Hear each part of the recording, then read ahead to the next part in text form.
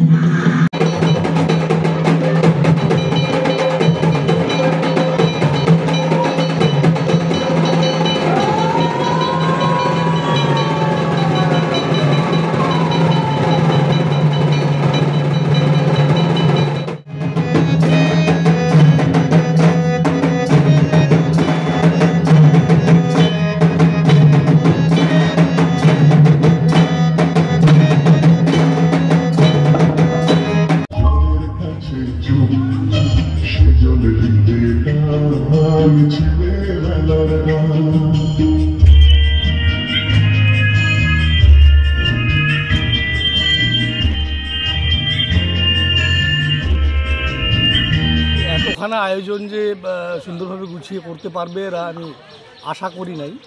কারণ আগের বারে যেভাবে অনুষ্ঠানের আগে একটা বিভিন্ন রকমের মিটিং মিছিলের আয়োজন করা হতো, এবারে সেরকম না করেই এরা খুব সুন্দরভাবে আয়োজন করা করতে পেরেছে।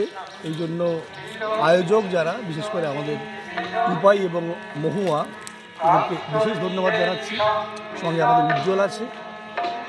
আর আমি প্রাক্তনীদেরকে বিশেষ অনুরোধ করে এসেছি যে আমাদের প্রাক্তনী যে সমিতি, সেই সমিতি যেন আরও বড় হয় এবং এদের কন্ট্রিবিউশন আমাদের কলেজকে সেটা যেভাবেই হোক, বিভিন্ন রকমের ফিডব্যাক দিয়ে হোক বা অর্থ প্রদান করে হোক, যেভাবেই হোক, এটা আমরা বিশেষ অনুরোধ রেখেছি প্রাক্তনীদের কাছে।